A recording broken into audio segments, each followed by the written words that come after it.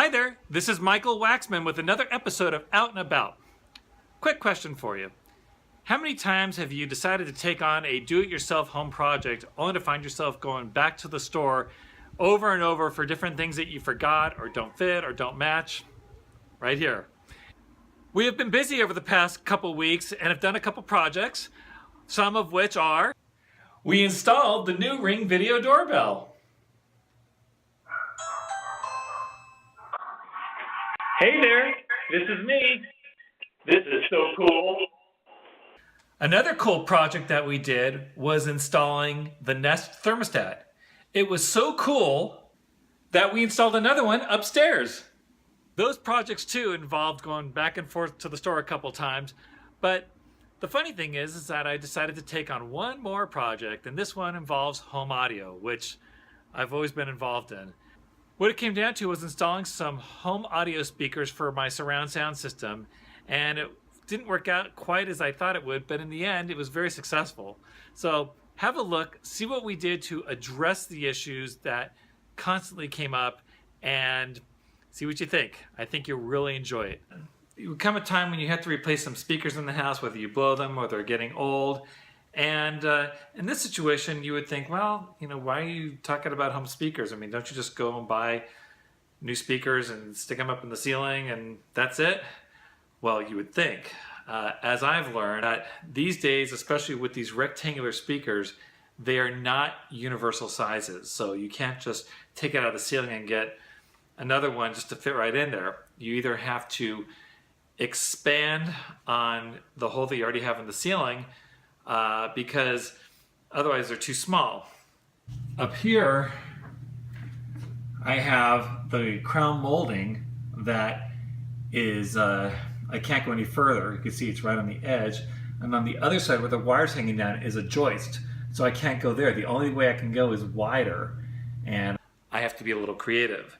And the only thing that I found that would really work in this situation is that using the same mounting, the same housing, but replacing the actual speakers. My idea is to remove the woofer and put a full range speaker and just disconnect the tweeter so it doesn't do anything, and plug them right back in. So we're going to attempt to put this back in the ceiling and see how this all goes down. Wish me luck. We removed the woofer like we talked about, and we will now put this back up in the ceiling. The tweeter will not have any purpose whatsoever other than just to stay there. And the other one that is up here, all we have to do is remove the grill and then just unscrew the woofer and undo the wires and then connect it back up and close it back up. So we don't even have to take that one down. We were able to get the same frame back into the cutout that it was there before, and luckily we didn't damage any drywall and everything mounted correctly. So now what we have to do is mount our speaker, and here we have our two-way 6.5-inch speaker with the tweeter, and to the right here is the old woofer. And what we want to do is make sure that these mounting holes here to here and these to these match up. The older woofer speaker measures 6.5 inches from mounting hole to mounting hole, and these measure 6.25. We're not going to be able to match up all the holes. What we're going to have to do is modify, and I have an idea that I'm going to put to work, and I think it'll prove successful. We also need to test the polarity to make sure that our negatives and positives are correct. Let's talk polarity. Here you see we have the red wire from the speaker connected to this connector right there, and red means positive, and I actually have this wire with the black leading to the positive terminal of a 9-volt battery, and then the white wire with no markings is to the negative And we're gonna and there's a little black wire, you can't really see it there, but there's a black wire going there.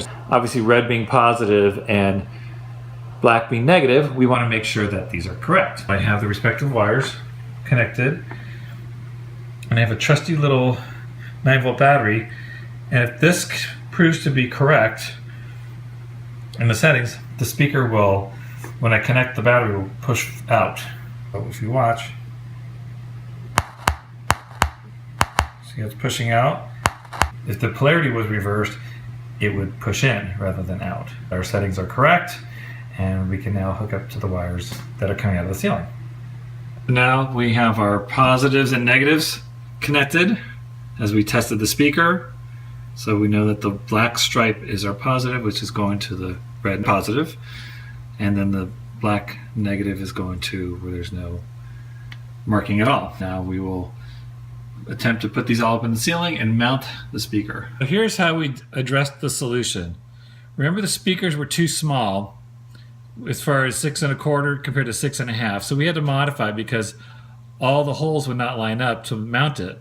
What we did is I did one screw into a hole over here, and then we have 2 others that are basically suspended with washers because it was just a little bit short, so the washer makes it able to hang, and we're missing the 4th screw here, but this is fine. It's tight, everything's mounted really good, it sounds great.